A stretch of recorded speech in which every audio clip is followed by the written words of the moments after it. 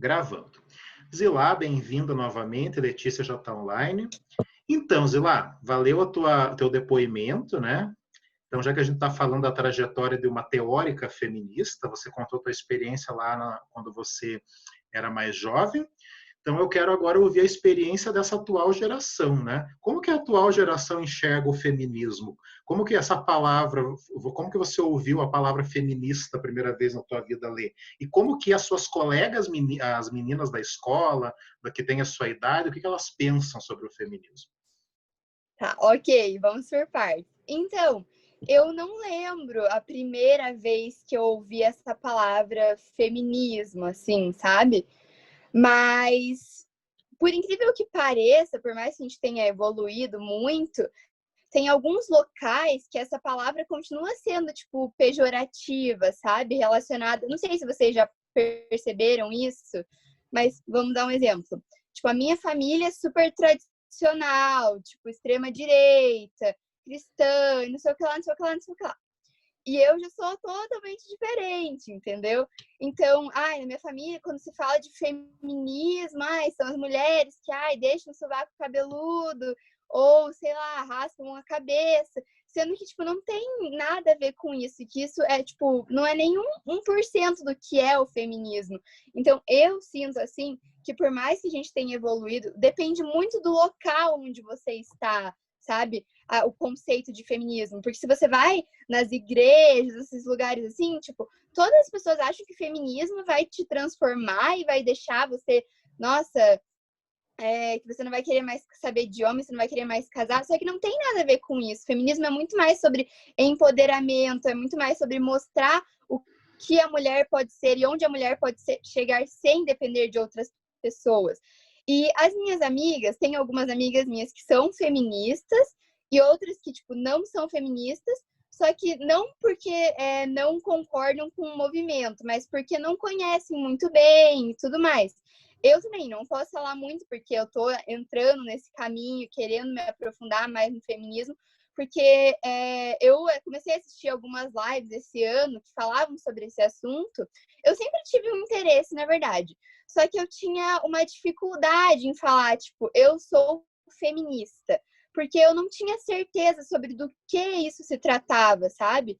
E daí, uma vez eu conversei com a minha prima, e ela é feminista, ela é super inteligente, então ela é a minha inspiração, sabe?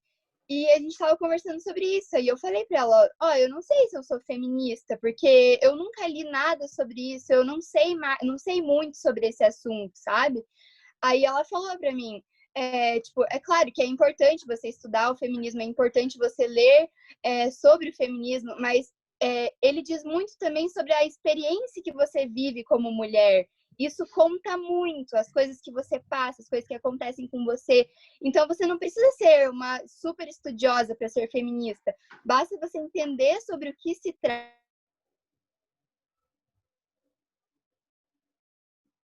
Eu acho que travou. Eu acho que a Lê deu uma travadinha. Muito pelos conceitos que eu já aprendi aqui nas nossas aulas.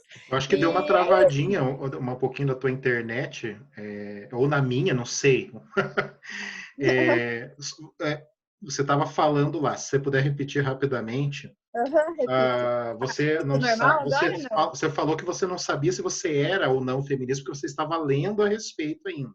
Que agora que você está descobrindo, né? Isso. Não, mas hoje em dia eu me considero feminista. Só que eu acho que também é um grande peso a ser carregado, sabe? Porque você tem que saber do que se trata, você tem que saber o que falar, você tem que saber se defender. Então, tipo assim, eu só vou começar a me denominar. Eu me considero feminista, mas, tipo, lutar pela causa e entender realmente quando eu tiver, sabe, acho que mais maturidade para isso, porque eu acho que é uma coisa séria, assim, porque muitas pessoas se dizem feministas, assim, não querendo julgar, cada pessoa tem a sua própria interpretação, mas não vivem de acordo com isso, sabe? E, nossa, daí esse ano, que acho que foi por causa da quarentena, eu comecei a refletir muito sobre isso, sabe? E quanto mais você aprende, mais você começa a perceber o quão errado estão as coisas, assim. É muito difícil.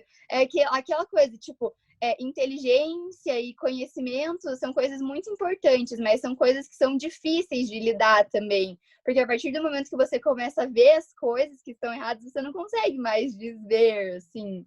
Então é isso basicamente, eu acho. Você sabe que é bem interessante o que você trouxe agora, a tua experiência, porque eu vejo nas minhas alunas que têm a sua idade, né? Como elas ficam nesse embate, né? Sim. Aquelas que já são mais politizadas, elas tentam conversar com as outras, e as outras são um pouco mais conservadoras, às vezes não aceitam muito, né? Mas eu acredito que é interessante que pelo menos a possibilidade de conversa existe, né? E eu vejo Sim, lá sim. na escola que eu trabalho, no colégio que eu trabalho, né? A gente acaba observando de longe. Mas, assim, segundo a Gayle Rubin e também a Simone de Beauvoir e toda essa tradição aí das teóricas feministas, a mulher ela não precisa ter, isso segundo elas, né?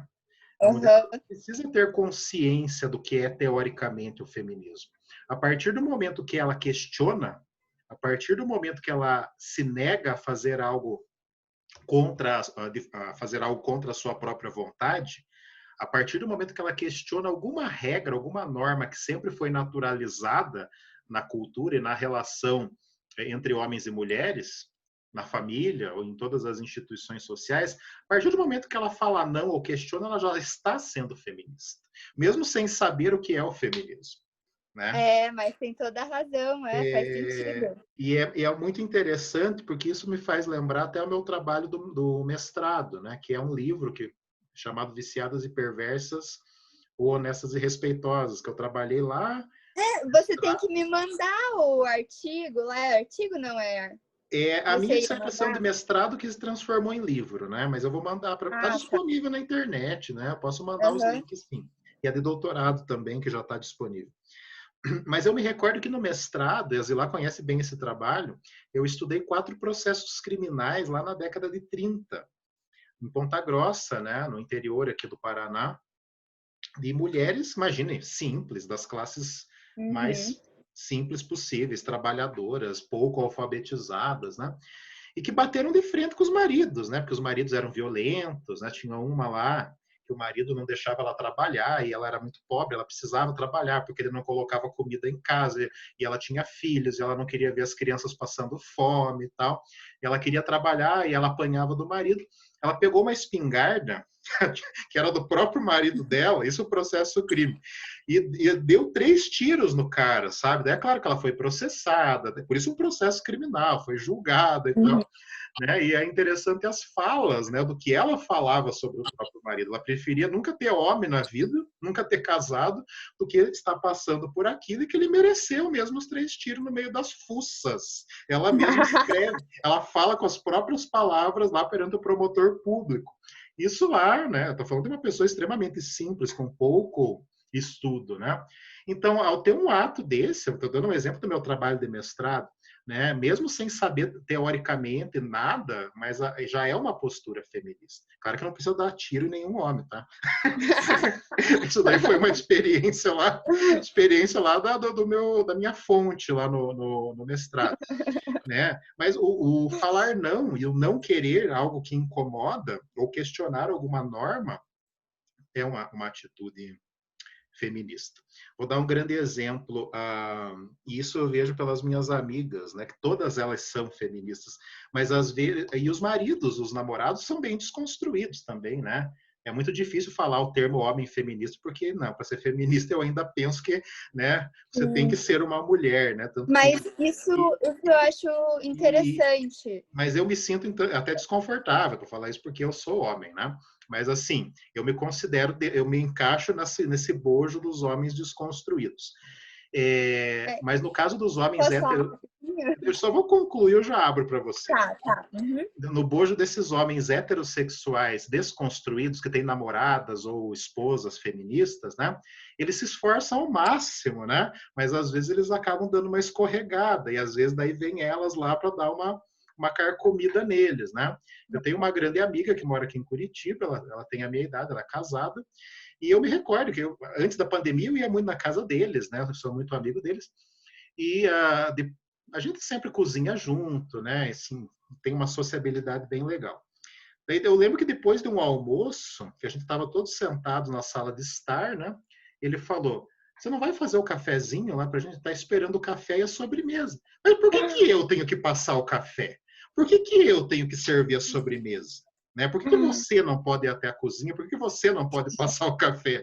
Né? Então, essa questão da obrigatoriedade, vou dando um exemplo das afazeres domésticos. Por que culturalmente, até hoje, 2020, ainda se coloca como uma atividade que a mulher tem que fazer? Será que o menino, o rapaz, o homem maduro da minha idade, ele não tem a capacidade de fazer isso?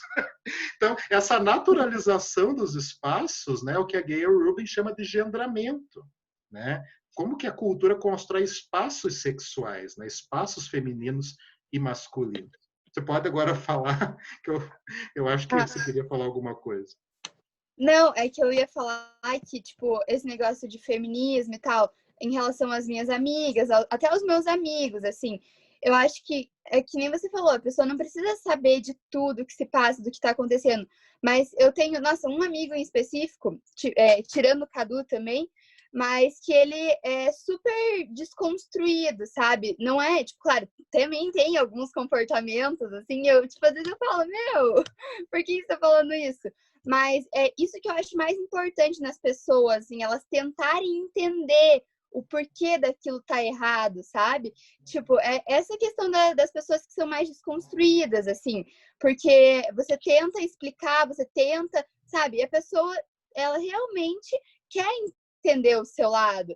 Agora, já um total excesso, assim, eu tenho um outro amigo, entre aspas, que a gente vive brigando por causa disso, que ele não entende, sabe? Não tô querendo forçar a pessoa a entender sobre o que as mulheres passam e tal. Só que, tipo, tem pessoas que não fazem nenhum esforço para tentarem entender o que está se passando.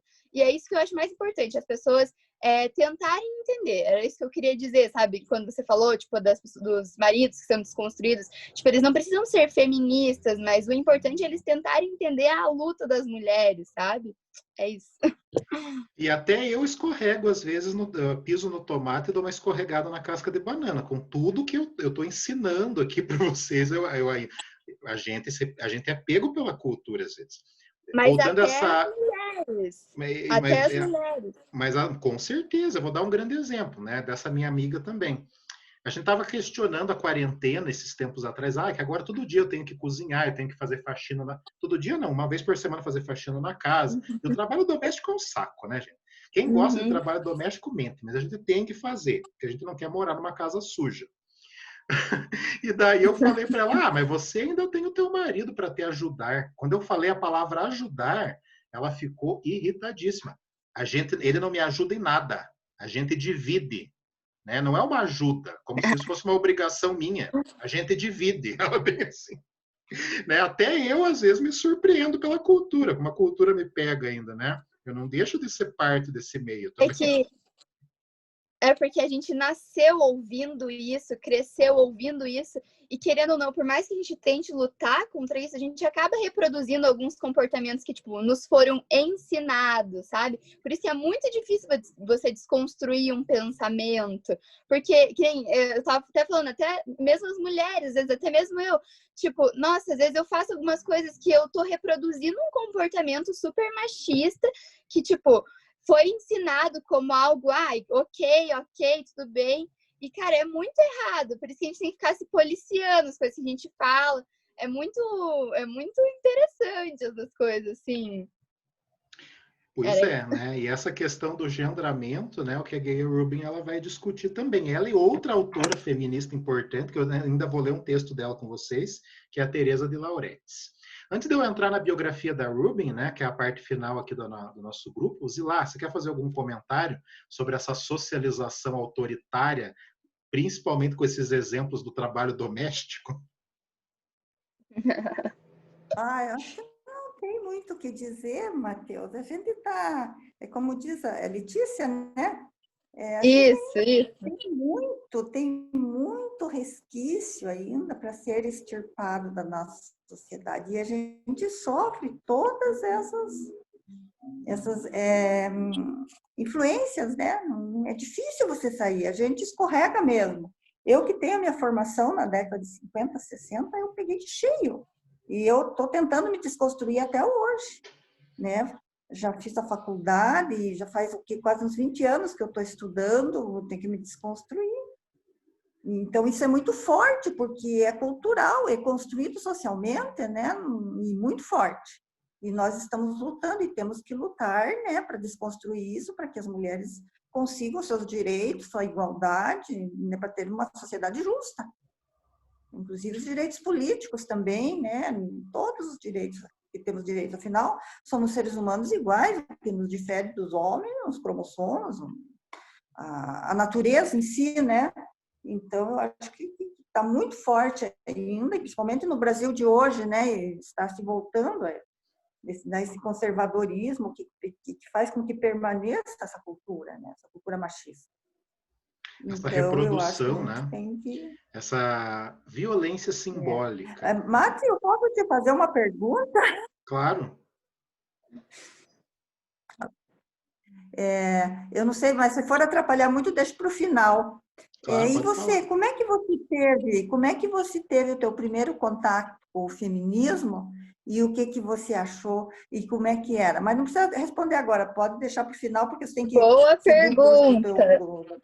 Então, eu vou responder no finalzinho. Eu quero só falar da biografia da Gayle Rubin, daí eu respondo. Tá? Só para a gente dar o Tá, pontapé ok. inicial para o texto da semana que vem, pode ser? Então, só vou apresentar a autora, Aham. em seguida eu já respondo, tá bom? Nem que eu prolongue mais um pouquinho ainda o tempo. Então, vamos lá. Boa pergunta, gostei, Zila. Então, vamos lá. Então, aqui eu preparei um pequeno PowerPoint, né, só para vocês conhecerem a autora. Ela nasceu em 1949, lá na Carolina do Sul, nos Estados Unidos. Ela é viva ainda, né? Ela tem 71 anos e está com firme e forte, com saúde e produzindo. Ainda não está aposentada, Gayle Rubin, professora da Universidade de Michigan. Então, é essa senhora aqui, aí é uma foto onde ela era um pouquinho mais jovem, né? Agora ela está um pouquinho mais velha. Então, eu trouxe essa imagem dela só para vocês terem um contato visual, né, com quem é a Gayle Rubin. Ela é uma antropóloga cultural, né? Só para vocês saberem o que ela estuda hoje, né? Ela é uma antropóloga cultural estadunidense, né? Mas além de ser uma antropóloga, doutora, pós-doutora, professora catedrática, né? Ela também é uma militante, é uma ativista política pelos direitos sexuais e de gênero. Então, mesmo depois de adentrar o meio acadêmico, ela não deixou a militância, né? Ela é uma das principais bandeiras de oposição, inclusive ao governo do Donald Trump, lá nos Estados Unidos, né? Porque não é tão diferente aqui no Brasil, né? Os intelectuais lá nos Estados Unidos, a maioria é tudo oposição ao Trump, né? Principalmente nas ciências humanas. E ela escreve e publica bastante artigos até hoje, né? Pena que no caso das obras dela tem muito pouca coisa traduzida para o português, né? A gente tem esse texto aqui, esse livro que eu vou trabalhar com vocês, com 2 textos dela. O restante é tudo em inglês, né? Mas eu já li alguma coisa dela em inglês também, e ela tem muitas produções, não só sobre feminismo, sobre patriarcado, mas também sobre o movimento LGBT, sobre transexualidade. Ela está trabalhando bastante com transexualidade de uns anos para cá, e também desejo e fetiches sexuais, né? Ela trabalha também a questão do desejo dos fetiches sexuais, principalmente com os homossexuais, né? Com a comunidade LGBT, tais como sadomasoquismo, né? Ela trabalha também com dominação sexual, né? Os fetiches de dominação sexual, tanto com os homossexuais quanto com os heterossexuais. Ela tem um estudo sobre prostituição na história, né, e também no tempo presente, sobre pornografia, como que a pornografia é um instrumento de dominação também, né, porque quando ela analisa a pornografia, ela fala dos Estados Unidos, inclusive, que é o maior produtor de filmes adultos do mundo. Engraçado que os Estados Unidos, ao mesmo tempo que é produtor da maior indústria de filmes adultos do mundo, também, né, é o ninho, né, dos neopentecostais, né, gente? Que migraram para a América Latina e estão aqui no Brasil hoje, né? Então é uma coisa bastante interessante. Uma outra questão também é sobre a pornografia, como que ela é usada para dominar a mulher, né? Porque a pornografia ela é construída no filme adulto, sob a ótica do homem, sob a ótica do prazer masculino. Né? Não é sob a ótica do prazer feminino. Né? Ninguém pergunta para a mulher se se sente bem ou não com aquelas cenas, com aquelas imagens. Né? E agora eu vou falar como alguém, né, que já assistiu, obviamente, esses filmes alguma vez na vida. Eu não me sinto confortável em assistir filme heterossexual dentro de uma perspectiva masculina, porque a violência com as mulheres é bastante pesada ali, né? Então ela questiona muito o quão é a visão de prazer do homem, e o quanto que isso é violento com as mulheres também. E ela tem todo um estudo sobre literatura lésbica também, né? Ela vai trabalhar com a questão do lesbianismo, né? E como que o lesbianismo se torna aí uma alternativa, muitas vezes, até a mulheres durante a vida toda heterossexuais e que se descobrem bem mais velhas, né? Bissexuais, e mesmo tendo se relacionado com homens, às vezes foram casadas, né?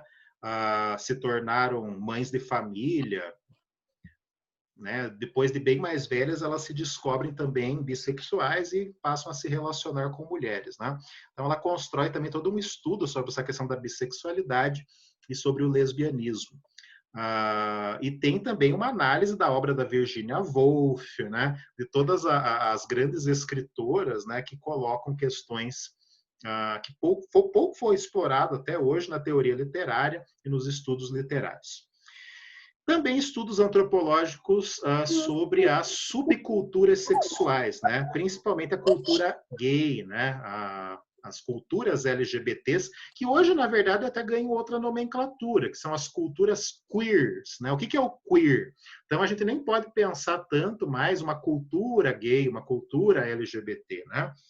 Queer envolve todas as sexualidades, tanto os gays como as lésbicas, mas também os transexuais, né, os travestis, transgêneros e também os bissexuais e intersexuais, né? E também as pessoas assexuadas, né? Aqueles que não sentem atração por nada, simplesmente não sentem a necessidade do prazer sexual.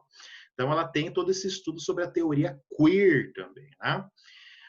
E também, né, todo esse estudo dela, tudo isso que eu citei agora, ele foca o contexto urbano, né, o contexto das grandes cidades desse mundo globalizado e pós-moderno, né, que nós vivemos. E é claro que também é uma experiência bastante estadunidense, né, bastante americana. Mas é um estudo que foi marginalizado durante muito tempo, né? Hoje ele é aceito na academia americana, nas universidades estadunidenses.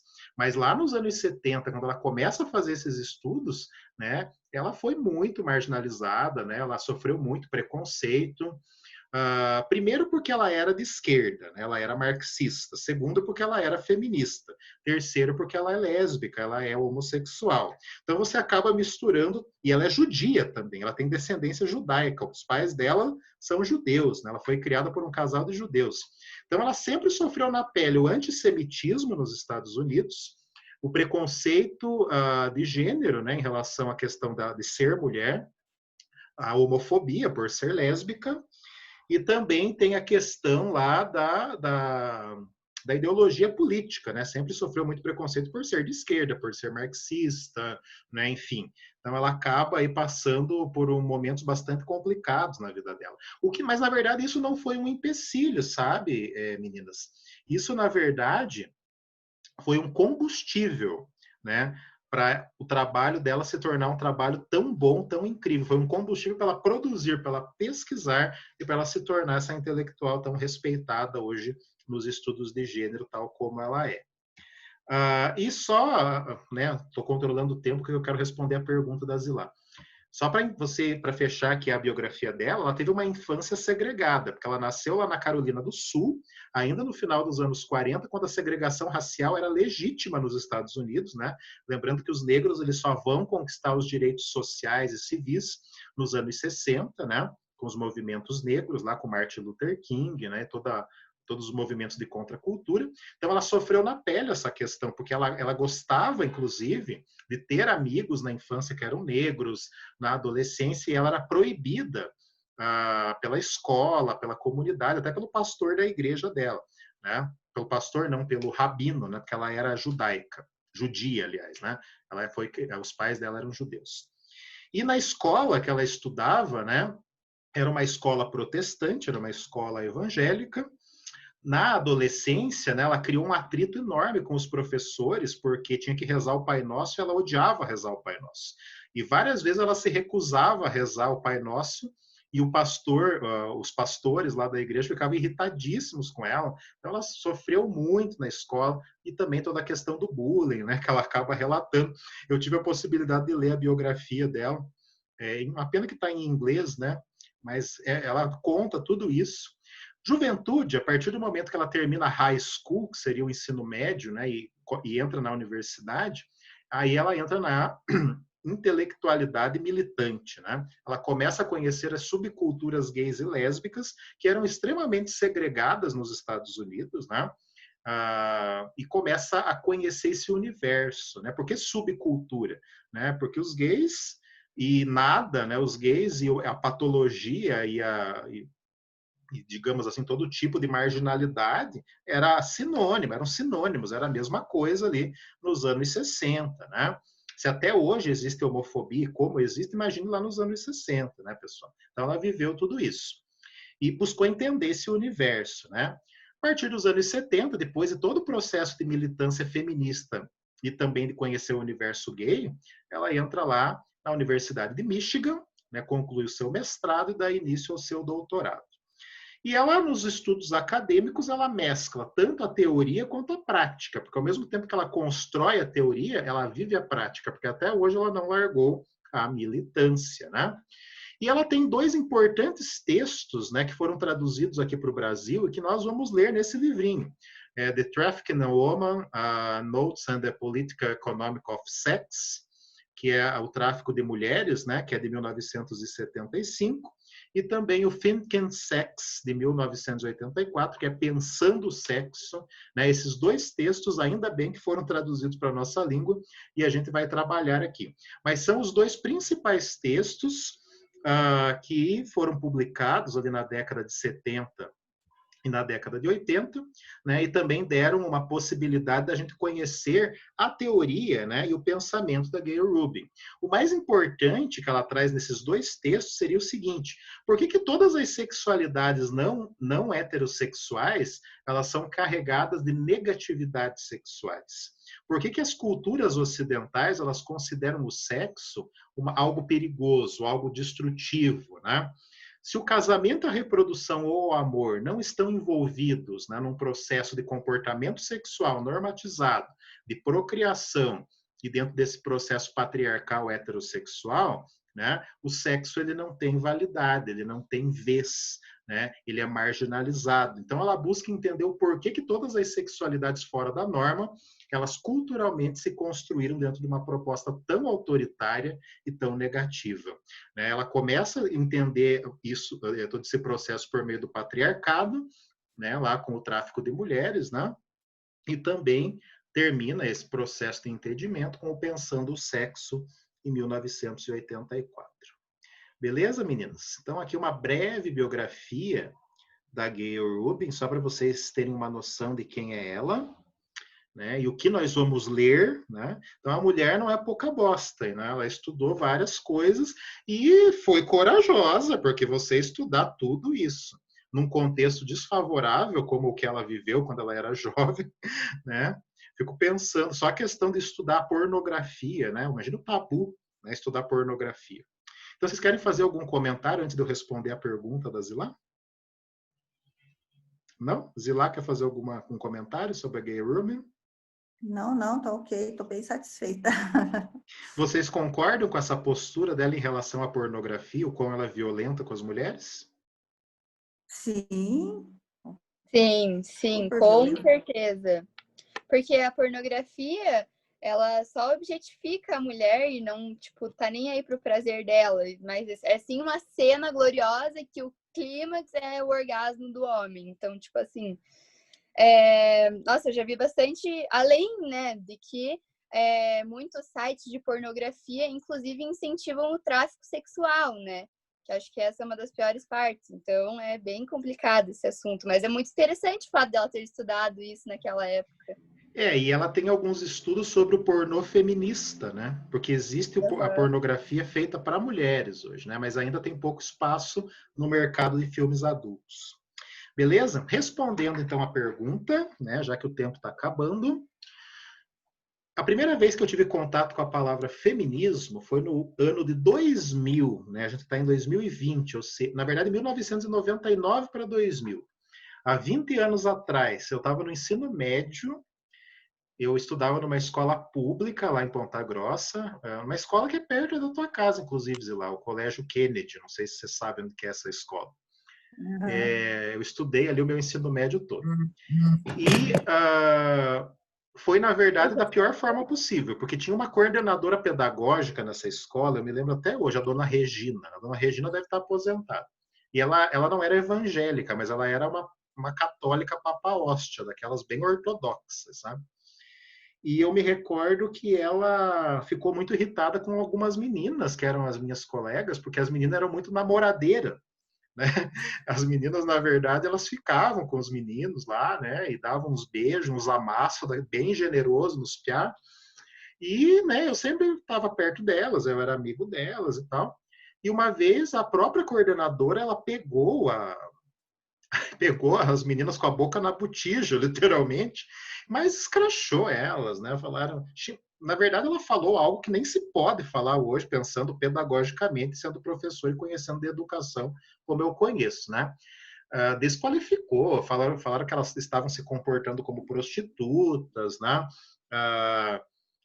Na verdade, não só isso, né? Vulgares, né? Estavam tendo comportamentos de mulheres feministas, de mulheres que não davam importância ao pudor, à castidade, né? Foi esse tipo de discurso que eu ouvia 20 anos atrás, né, para as minhas amigas na escola, mulheres feministas. E lá em 99, 2000, não tinha internet como tem hoje, né? Hoje você quer saber um termo, você entra no Google lá, você pesquisa. Até existia, na verdade, no final dos anos 90, mas era só rico que tinha internet, né? Sei lá, pobre mortal igual eu, né? Não tinha em casa. Daí o que eu fiz para descobrir o que era feminismo? Eu fui na biblioteca do próprio colégio, eu peguei aquelas enciclopédias, que eu acho que a Lê nem sabe o que é isso, aquelas enciclopédias Barça, e fui procurar lá no verbete o que era feminismo. E daí que eu comecei a descobrir o que era, né? Comecei a pesquisar. E no ano seguinte, no terceirão, 2000, 2001, eu me recordo que o professor de história, né, pediu para a gente escolher um movimento social para a gente estudar, e eu escolhi o movimento feminista. Foi o primeiro trabalho que eu fiz e levei para a sala de aula. E, na verdade, o próprio professor ele ficou boquiaberto, porque ele pensou que eu ia escolher outro movimento, que eu ia escolher o movimento de trabalhadores. E era um professor de esquerda que eu tinha, eu me lembro. Professor de história que não é de esquerda, não é professor de história. Não. E daí ele achou que eu ia escolher um movimento de grevistas e trabalhadores, eu escolhi o movimento feminista. A sala inteira, na verdade, não soube fazer pergunta, ficou boquiaberto, porque é um tema que ninguém sabia, uma palavra que poucos sabiam ouvir. E eu comecei a entender o que era a partir de então, né? Eu tinha os meus 17 anos, 16, 17 anos. Tinha a idade do Cadu, a sua idade, Letícia, na época.